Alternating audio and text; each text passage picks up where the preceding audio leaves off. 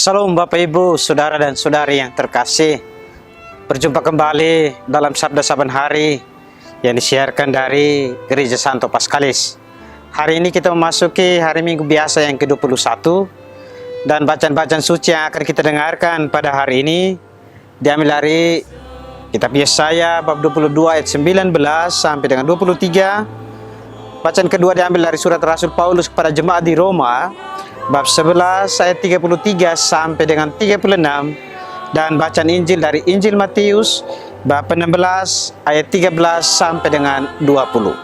Saya mengajak Bapak Ibu, Saudara dan Saudari sekalian untuk menyiapkan hati mendengarkan bacaan Injil yang diambil dari Injil Matius bab 16 ayat 13 sampai dengan 20. Setelah Yesus tiba di daerah Kaisarea Filipi, ia bertanya kepada murid-muridnya, kata orang, siapakah anak manusia itu? Jawab mereka, ada yang mengatakan Yohanes Pembaptis, ada juga yang mengatakan Elia, dan ada pula yang mengatakan Yeremia atau salah seorang dari para nabi. Tetapi Yesus bertanya kepada mereka, tetapi apa katamu? Siapakah aku ini? Maka jawab Simon Petrus, engkau adalah Mesias, anak Allah yang hidup. Kata Yesus kepadanya, berbahagialah engkau Simon bin Yunus, sebab bukan manusia yang mengatakan itu kepadamu, melainkan Bapa-Ku yang di sorga. Dan aku pun berkata kepadamu, engkau adalah Petrus, dan di atas batu karang ini aku akan mendirikan jemaatku, dan alam maut tidak akan menguasainya. Kepadamu akan kuberikan kunci kerajaan sorga. Apa yang kau ikat di dunia ini akan terikat di sorga, dan apa yang kau lepaskan di dunia ini akan terlepas di sorga. Lalu Yesus melarang murid-muridnya supaya jangan memberitahukan kepada siapapun bahwa ia Mesias. Demikianlah Injil Tuhan. Terpujilah Kristus. Bapak Ibu, Saudara dan Saudari yang terkasih, saya mau mengajak kita sekalian untuk secara khusus merenungkan apa yang kita dengarkan dari bacaan Injil yang baru saja saya bacakan. Pertanyaan Yesus kepada para murid mengenai siapakah dirinya. Pertama, siapakah dirinya menurut orang lain? Dan yang kedua, siapakah dirinya menurut para murid sendiri? Dan ini menarik Bapak Ibu, Saudara dan Saudari. Banyak orang yang kemudian, sebagaimana dituturkan oleh para murid dalam bacaan Injil tadi, mengatakan ia adalah Elia, ia adalah Yohanes Pembaptis, bahkan ia adalah salah satu dari para nabi yang muncul kembali. Tapi jawaban para murid yang diwakilkan oleh Simon Petrus itu sungguh-sungguh mengena, dalam arti bahwa apa yang dijawab oleh Petrus itu berangkat dari pengalaman perjumpaan pribadi Petrus dengan dirinya. Pengalaman dirinya bersama dengan Yesus yang ia ikuti. Dan oleh karena itu ia disanggupkan, sebagaimana dikatakan oleh Yesus, bahwa disanggupkan oleh Bapa di sorga untuk mengatakan hal itu tentang siapakah Yesus itu. Yesus adalah Mesias. Nah, kita sekalian Bapak Ibu, Saudara dan Saudari, pertanyaan yang sama ditanyakan kepada kita oleh Yesus. Siapakah aku menurut Anda? Siapakah Yesus menurut kita? Kalau kita mengatakan diri sebagai pengikutnya, apakah kita sungguh memahami, apakah kita sungguh mengerti, dan apakah kita sungguh-sungguh mengalami perjumpaan pribadi dengan dirinya, sehingga lalu kita kemudian bisa dengan begitu meyakinkan mengatakan, Yesus, engkau adalah Tuhanku. Yesus, engkau adalah penyelamatku. Yesus, engkau adalah juru selamatku. Yesus, engkau adalah pelindung. Engkau adalah Tuhanku, gembalaku. Dan mungkin masih banyak lagi jawaban yang bisa kita rumuskan.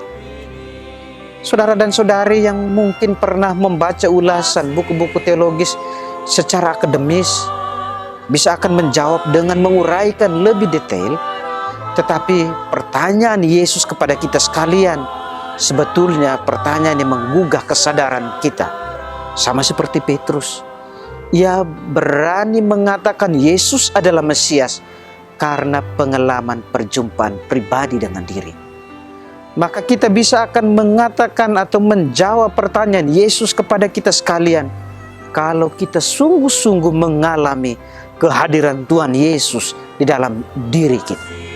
Kehadiran Tuhan Yesus yang adalah gembala kita dalam seluruh pengalaman kehidupan kita. Hemat saya ini titiknya. Nah, bagaimana juga kemudian kita bisa mengenal bahwa Yesus adalah Tuhan Sang Gembala, Penyelamat, Juru Selamat saya.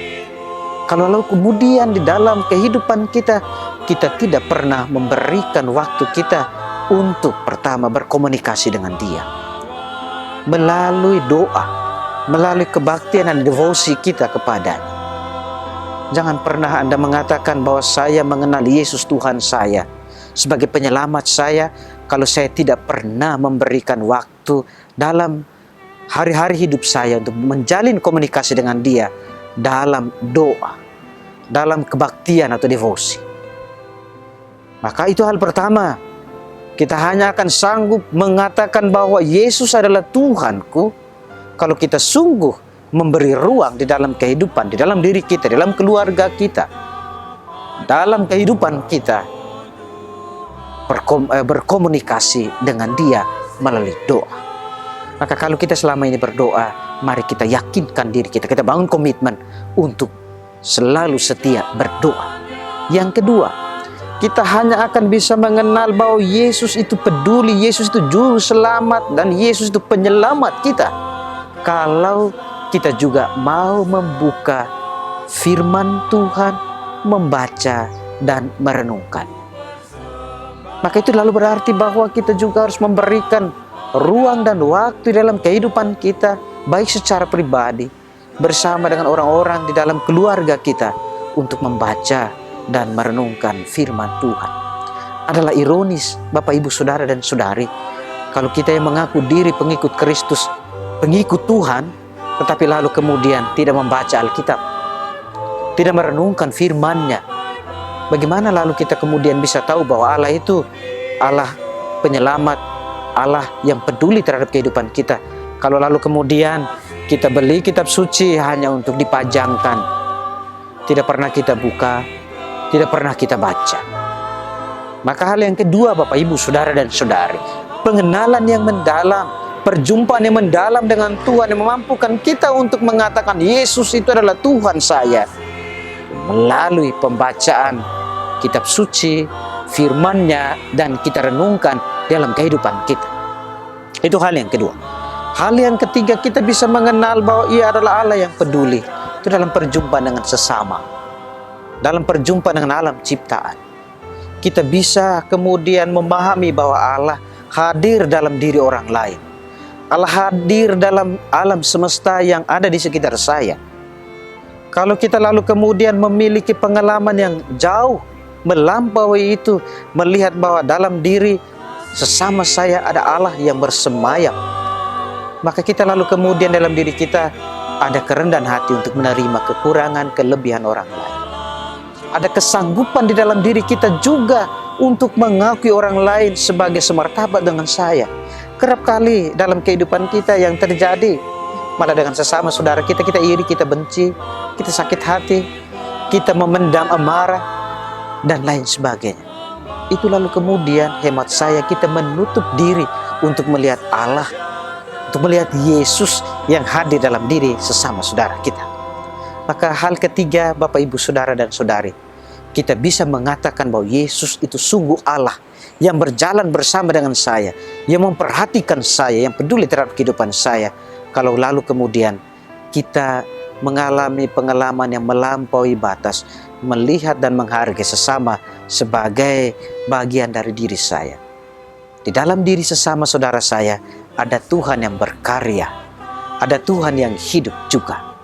Nah itu Bapak, Ibu, Saudara, dan Saudari, Mari kita berusaha bangun komitmen.